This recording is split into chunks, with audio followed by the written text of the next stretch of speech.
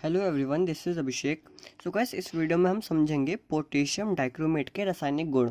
इस वीडियो में हम पोटेशियम डाइक्रोमेट की क्रिया तीन चीज़ों से कराएंगे, HCl से, H2SO4 से और ऊष्मा से। यानी जब हम उसको ऊष्मा देते हैं तो क्या होता है। तो चलिए स्टार्ट करते हैं। सबसे पहले जान लेते हैं कि पोटेशियम डाइक्रोमेट का फॉर्मूला क्या होता है, केमिकल फॉर्मूला। तो पोटेशियम डाइक्रोमेट का केमिकल फॉर्मूला होता है K2Cr2O7। ठीक है।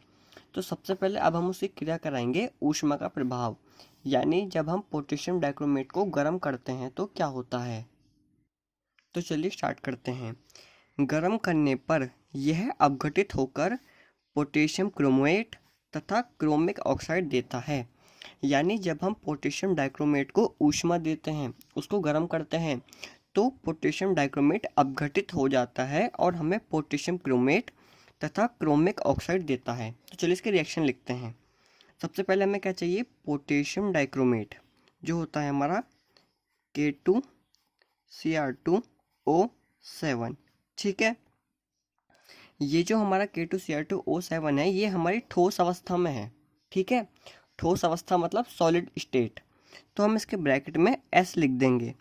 ये रिप्रेजेंट कर रहा है कि ये जो हमारा K2Cr2O7 है, ये सॉलिड अवस्था में है, ठोस अवस्था में है।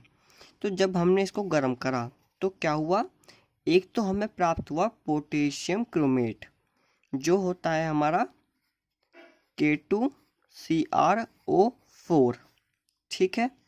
प्लस साथ में हमें प्राप्त होता है क्रोमिक ऑक्साइड जो होता है हमारा Cr2O3, और साथ में हमें प्राप्त होती है O2। ठीक। तो ये हमारी रिएक्शन बन गई। अब इसको हम बैलेंस कर लेते हैं। K2Cr2O7 यहाँ पर 4K2Cr2O7, 4K2Cr4 plus 2Cr2O3 plus 3O2। So guys, ये एक रिएक्शन हो गई बैलेंस पूरी। तो जब हमने पोटेशियम डाइक्रोमेट की क्रिया उसको मतलब गर्म किया तो हमें एक तो प्राप्त हुआ पोटेशियम क्रोमेट K2Cr4 तथा साथ में प्राप्त हुआ क्रोमिक ऑक्साइड Cr2O3 और साथ में प्राप्त हुई O2। ठीक है। अगली रिएक्शन समझ लेते हैं। अगली है HCl से क्रिया। सो गाइस, जब हम पोटेशियम डाइक्रोमेट की क्रिया HCl, HCl क्या होता है हमारा, हाइड्रोजन क्लोराइड। जब हम पोटेशियम डाइक्रोमेट की क्रिया हाइड्रोजन क्लोराइड से कराते हैं तो हमें क्लोरीन गैस प्राप्त होती है। इसके रिएक्शन लिख लेते हैं। K2Cr2O7 प्लस किससे करा रहे हैं हम क्रिया, HCl से।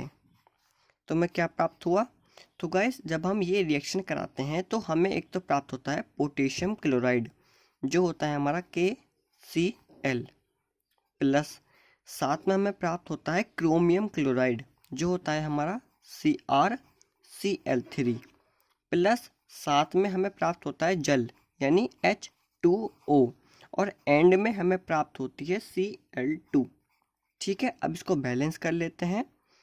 यहाँ पर 14 आएगा, 14 HCl, ठीक है, 2 KCl, 2 CrCl3, 7 H2O और 3 Cl2।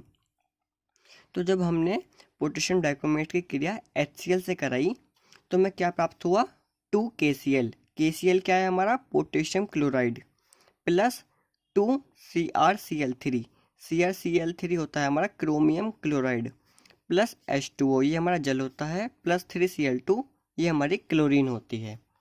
ठीक है। तो हमारी पूरी रिएक्शन होती है K2Cr2O7 प्लस 14 यानी 14 HCl, 2 KCl plus 2 CrCl3 plus 7 H2O plus 3 Cl2। ठीक है। अगली रिएक्शन है सांद्र H2SO4 के साथ। H2SO4 क्या होता है हमारा, सल्फ्यूरिक एसिड। ठीक है। तो K2Cr2O7 के ठंडे व सांद्र विलयन की क्रिया ठंडे व सांद्र H2SO4 से कराने पर क्रोमिक एनहाइड्राइड के लाल क्रिस्टल प्राप्त होते हैं।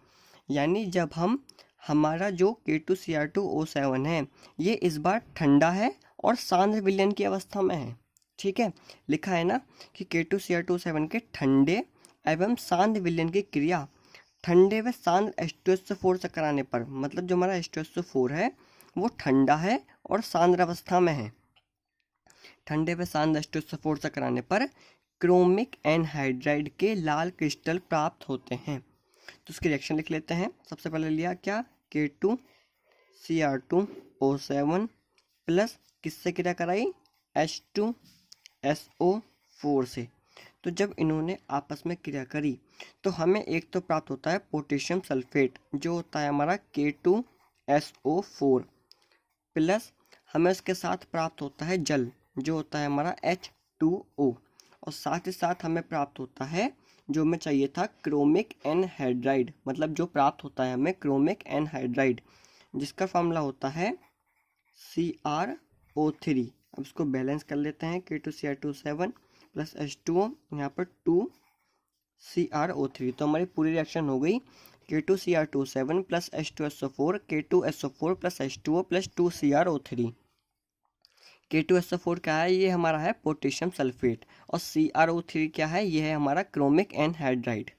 ठीक है, तो गाइस इसमें हमने 3 रिएक्शन पढ़ ली। एक बार हमने ऊष्मा मतलब उसको गर्म करके देखा, एक बार HCl से क्रिया कराई, और एक बार H2SO4 यानी सांद्र H2SO4 से क्रिया कराई। और सांद्र के साथ साथ ये H2SO4 हमारा ठंडा भी था, लिखा है ना ठंडे व सांद्र H2SO4 से। अब इसके थोड़े भौतिक गुण पढ़ लेते हैं। जो आपका पोटेशियम डाइक्रोमेट होता है यानी K2Cr2O7 जो होता है वो नारंगी चमकदार क्रिस्टल होता है। ठीक है, इसका गलनांक 398 डिग्री सेल्सियस होता है। K2Cr2O7 ठंडे जल में कम घुलनशील होता है जबकि गर्म जल में अधिक घुलनशील होता है। मतलब वो गर्म जल में आसानी से नहीं घुलता, लेकिन ठंडे जल में आसानी से नहीं घुलता लेकिन गर्म जल में आसानी से घुल जाता है। सो गाइस, अगर आपको ये वीडियो पसंद आई हो तो इस वीडियो को लाइक कर दीजिए, चैनल को सब्सक्राइब कर लीजिए। Thank you.